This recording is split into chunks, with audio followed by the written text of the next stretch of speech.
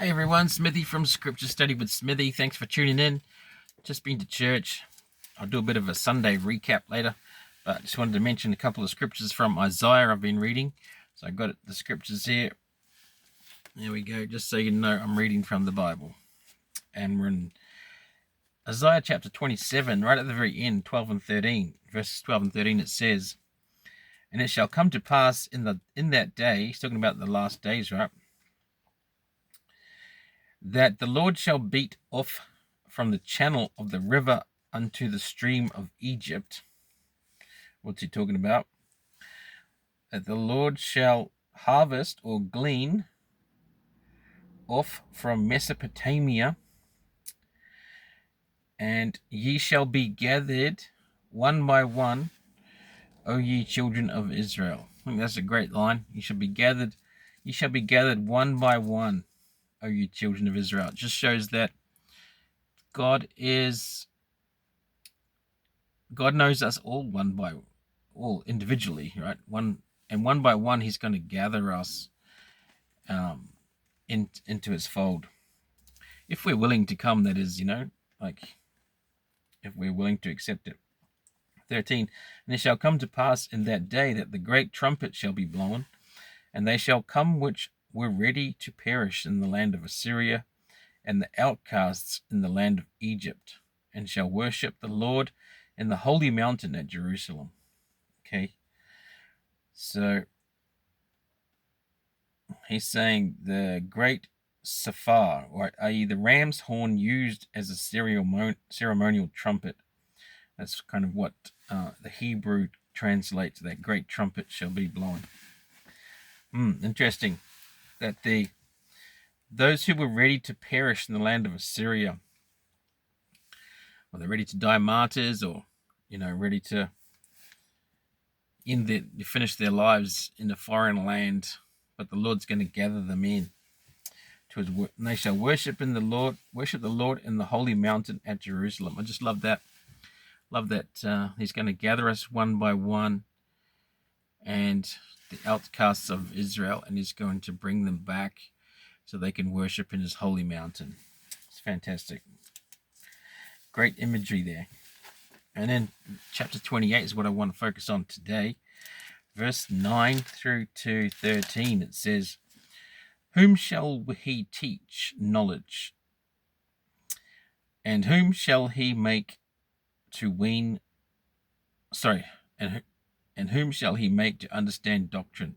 Them that are weaned from the milk and drawn from the breasts." So he's talking about young children here, right? So instructions in righteousness must begin with the young. That's what he's talking about. He says, "For precept must be upon precept, precept upon precept, line upon line, line upon line, here a little and there a little. For with stammering lips and another tongue will He speak to His people, to whom He said, This is the rest wherewith ye may cause the weary to rest, and this is the refreshing, yet they would not hear. But the word of the Lord was unto them, precept upon precept, line upon line." And it repeats itself a bit. "Precept upon precept, precept upon precept, line upon line, line upon line, here a little and there a little, that they might go and fall backward and be broken and snared and taken." What he means there is, in spite of the Lord's instructing Israel through prophets, many of the people apostatized, right? And that's why He was teaching them line upon line, precept upon precept, because they just weren't getting it, right? They just weren't listening. So He gives them a little bit at a time. I'm sure the Lord would pour out His Spirit of knowledge and understanding upon those who are willing to receive it, right? To those who are willing to pay the price to have that experience. But to the majority, to the general population of Israel, to the church, right?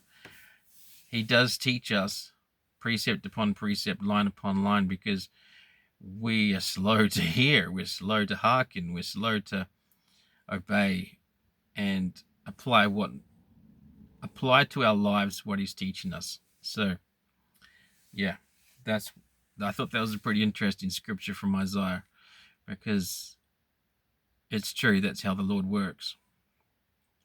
And that's how he worked with the children of Israel, and he's always going to work. He teaches us line upon line, precept upon precept, here a little and there a little, until we gain knowledge and understanding, and we're living it, and then he'll give us more, right?